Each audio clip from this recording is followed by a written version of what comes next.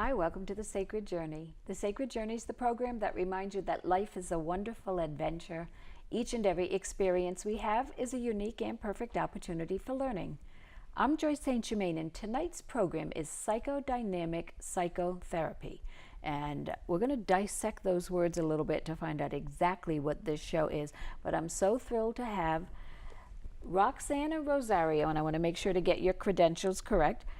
Licensed clinical social worker, and you're a psychotherapist and a hypnotherapist. And that combination thrills me because as a hypnotherapist of one of the many hats that I wear, I know that I don't have the training that a psychotherapist does. And I often have to work in partnership with someone that, someone trained like yourself for a person that has issues that I'm not trained to do. So it is fantastic, and you're a rarity that you can do both. Yeah.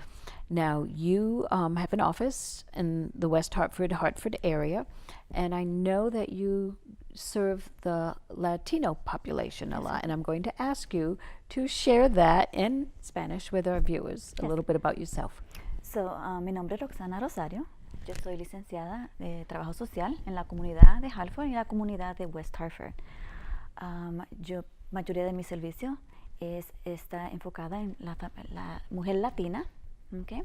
De la edad aproximadamente de la edad de los 14 años a la edad de la mayoría, que viene siendo 58, 60 de años. La práctica es solamente para dialogar y ayudar a las mujeres cómo procesar problemas o emociones o pensamientos que las estancan. Okay? So, my name is Roxana Rosario. I do have a practice in West Hartford. I service the Latina population, ages ranging from a young age of 13 years of age to age of majority, which is about 60. The focus is how to process thoughts, emotions, even events that kind of get us stuck. Is that what psychodynamic means? How to process? Psychodynamic, the model itself is a dialogue. Okay. It's a term founded and coined by Freud, and it's a monologue of two people where we are processing thoughts, ideas, and events. And while we're processing those thoughts, ideas, and events, these emotions come up, right? So you're talking the client and the therapist. Psychotherapist. Exactly. Okay. So it's not just listening and taking notes like a lot of people think of. No, it's therapy. It's talk therapy, okay, right? But with a purpose, okay? As the emotions come up, where sometimes human beings get stuck because they're afraid of that emotion, or it's too strong, or it's too negative, right? Or it's perceived as negative, or well, we don't want to feel that, so we shy away from it. Okay? Well, there are a lot of myths about going to psychotherapy Yes. or seeing a therapist. Yes. Do you want to share some of Well, those? one of those myths is it's for crazy people or people who have issues, or that Or weak people. Or weak people.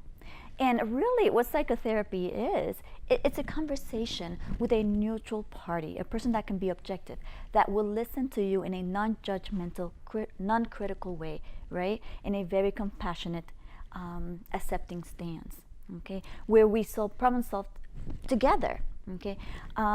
Unfortunately, nowadays, there's a lot of lonely people in the world, Yeah. and there's also we're very busy. We're constantly running around, So it's very nice to feel that there's someone actually there for us. It's unconditional, right? And so while we may have a divorce, a loss, can't find employment, an addiction, alcohol, we want to work with our weight problem. We really want to think about where's that coming from? Where did we build that relationship? How can we get past it? And to have a sounding ear, someone that can mirror that for us, bring the unconscious, or what's hidden tucked away somewhere, to the conscious level, to the awareness, then we can move past it. Now, right now, I know that as we were talking earlier, you said that the majority of your clientele right now is female. Yes. And teens. Right. Teens, many of them aren't worried about job employment and all that kind of stuff. Teens have a real challenging world around them because of everything that's going on. What are some of the issues that you find your teens are dealing with? So my population right now ranges from 18, the ones that I'm working 18, specific, okay. from 18 to about 25. I have a 13-year-old, 14-year-old, but again, the majority of the concentration are up to 25, with a few being at a much older age. Okay. And so they're at a stage of development, okay? Where am I going? What am I doing? What is my purpose in life? How will I provide for myself? And in the future, if I have a family, how will I provide for them? You know, what are my career goals? What do I like? What don't I like? How is my family of origin going to affect my life in the future? Right? So they have all these questions, which are existential questions. Yeah. And I don't know about you, but I myself didn't have a lot of those answers at that age. So We thought we did. we thought we did, right? Yeah. But we didn't, and so we have someone that can. Okay, well, we work out a plan, right? Let's think ahead. What are some things that make you happy, right? You could find a job, it doesn't feel so good, and you're stuck, and you're like, okay, well, I got nowhere to go. What do I do? I may not like it. So what I do with a lot of my girls is work out plans. You know, what are things that you think you're gonna like? What are experiences, events, activities that make you you, that make you feel good about yourself, and that has a purpose. We're all, in essence, we're all looking for a purpose and for meaning. Okay, and without that, we feel a bit lost. And I do pride myself when working with my young girls, that teaching them how to really develop themselves as women, and their self-esteem, and, you know, just their ability and their purpose in life. You know, this is what I'm gonna like, and it's a really nice, to me, it's a really nice experience. It's a life journey. They're starting their life journey. Yeah, and that is the age that they know. Right. They're not children anymore, and they're not quite into adulthood where they have the answers that they are seeking. And one of the things that is very important to a teenage girl is a romantic relationship, or Yes. relationships. You know, friendships are important, of course, but I know that's the age that, you know, romantic relationships. What is your approach, or do you find that culturally there are differences within the whatever type of home environment? Does that shape what a girl's looking for in a relationship, where her comfort level is, her skills? What do you do with that? Because that is a touchy area and a very, very important area for teenage girls. The therapeutic relationship is a very intimate and private relationship, and so it really it's set up for the client, right, or the participant, to be able to speak freely. Okay, and when they are speaking freely, they are going to talk about relationships, and when building relationships, intimacy, not only in an emotional level but in a physical level, those do come up. Okay, so it is my responsibility as a practitioner is to provide that supportive and neutral ear. Okay, when they are under the when they're under the age of 18, I still provide that ear. If they are, obviously, you know, I always have a disclaimer for my clients. If you are sharing information that runs the risk of causing harm to self and or to others, it is my duty. I am mandated to report to the parents and then bring the parents into session. But otherwise, it is confidential what they share with you. It is confidential. And from the parents also. Yes, and from the parents, unless situation. they decide that they want to share it, or maybe they decide, Roxana, how do I then talk to my parents about this, right? How do I talk to my parents about my own sexuality, about building relationships in a way that they are going to be able to hear it, okay? One of the things that I find, especially mainly in the Latina culture, those type of conversations are not easily had, or they come too late in life. And one of the things that I see, and I really do believe, is that you want to start as young as 11 and 12 years of age, right? Talking about relationships, what makes a healthy relationship, what is emotional intimacy prior to physical intimacy. And as you educate your kids, they're better prepared to, when they get to the point where, well, what is physical intimacy? What does that mean? How do I go about that in a way that builds me up and doesn't take away from me? Right? So it's an education, it's a process. So they can make better decisions about they can make choosing better decisions. their relationships, their friendships, and romantic relationships. Right, exactly. We obviously there's the Planned Parenthood. We talked about healthy sex practices. We talk about all that, but really the focus is building a healthy relationship, building intimate relationships where she can feel safe and the partner can feel safe. Okay, and everything else that comes with that is all encompassing.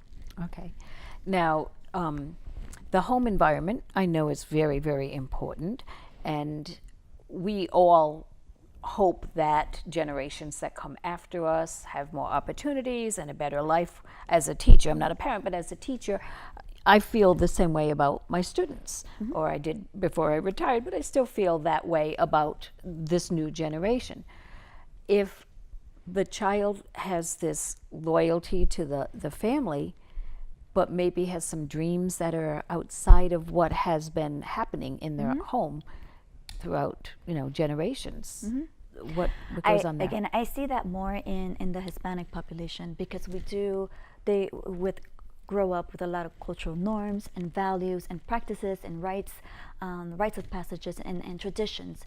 And when you are, I guess, bred that way, raised that way, and you're trying to break away from that norm, there are feelings of rejection, abandonment, that do come up both for the client as well as for the parents. A lot of what I've observed is especially around some mothers, you're leaving me now. You're leaving the family. You're letting go of the belief, and it becomes they don't mean it. It's not something intentional, because I find a lot of parents do want what's best for their kids and do want their kids to grow up and be free, right? But they can't help, and we can't help as human beings what's going to come up emotionally, or what thoughts are going to come up, right? We just know they do come up, and we have to find a way to process them. And the world is changing at such a rapid pace that there are many more opportunities now than in any other time in history. So the opportunities that are coming up now, they may not have been chosen by the parents because maybe they weren't around. They just weren't available then. Right. But I can see that would be tough. Yeah, it is tough. But I also have to say that because the world is changing so fast, and there's so many just more opportunities and more choices available to this population, and even to us. I mean, at our age, there's just so many options. I can do this, I can do this. I think one of the things that I am observing, that we cannot lose sight of, like, emotional connections, true intimacy, building relationships, connecting with human beings. Right, Facebook is not connecting with human beings. And it's very sad. Just recently, I had a young girl in my practice talking about how in the school they were taking the phones and the girls were sending nudes, right? And it was just a practice that's going around, and they thought the way she explained it, it was fun, right? It's just, that's what we do when we like someone, and they saw no harm, no foul in that. However, in the long run, in terms of the psychic development, about how you feel about yourself, what you are going to become as a young lady or as a young man, you lose that value of respect. You lose that value of connection. And then you get to a point, and I see this a lot with my older clients who may have not always made choices that were healthy for them, finding themselves lost and then looking for that connectivity again, right? But looking for themselves. Sorry for interrupting, but I think in generations past, if you made a bad choice or a mistake, the whole world didn't have access to it. No. Like now with technology, it is terrifying to think that those pictures are around forever, and with the click of a button or the swipe of a finger, how far-reaching they are. Right. So, yeah. And how detrimental it is for actually all of them involved as young kids, because they lose sight.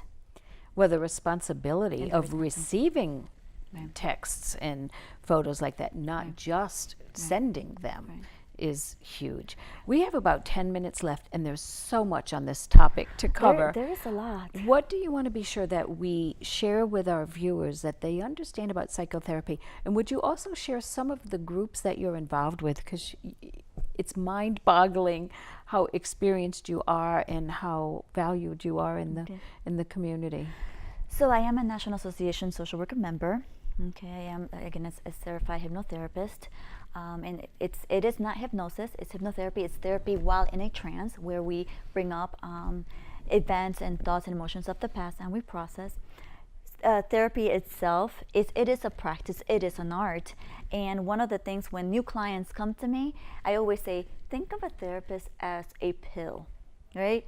You got to find the one that fits your system and that you're going to respond well. So as we're interviewing, right, if you don't quite click with me as your therapist, so you don't feel that I may be able to meet that need, then please go and go search the one that you might fit the right fit, because you're going to be tackling very difficult subjects, and you do want to be able to do it in a way where you're going to be able to feel contained. And one of the therapeutic containment, right? When the harder emotions do come up, you want somebody to contain it with you, to sit with you, to feel it with you in a very non-judgmental way. If it's too strong for the therapist or it's not the right fit, you will feel abandoned in that emotion. So I always say to my new clients, think of us a pill. If it's a fit, it's a fit. If not, just there's many of us out there. Yeah, so you will find the right one, because certainly if you're not 100% comfortable, you're not going to be getting to the issues in a really authentic and honest way. It's a very intimate relationship. Now, you also work with some state agencies and school systems. I worked for the Department of Children and Family for the state of Connecticut for many, many years. I did a lot of consulting for their for the adolescent population. Currently, right now, I'm a program director for the young adult population, and I run one of their programs for the Department of Mental Health and Addiction Services. And I also provided some consultation for the Department of Developmental Services, where I would go and help develop the group homes. And it's all pretty much serving and training the clinicians on how to build and provide healthy living quarters, as well as coaching them through how to develop healthy therapeutic relationships with their clients. So in that sense, I've always consulted or supervised or managed. And you had some very strong and positive family history and role models, and you in some way can be providing that for some of the young women that you work with, of them seeing what and I know that the therapist-client relationship is professional, but I can imagine a young woman saying, she's awesome, because I can just see you understanding what it's like to have been a girl that age, growing up in the community. And I have to say that working with the Latina population in this profession, for me, it's been a blessing. I told you before that I did do a talk show for a couple of years for the Hispanic population, and I was able to really expose myself and meet a lot of clients.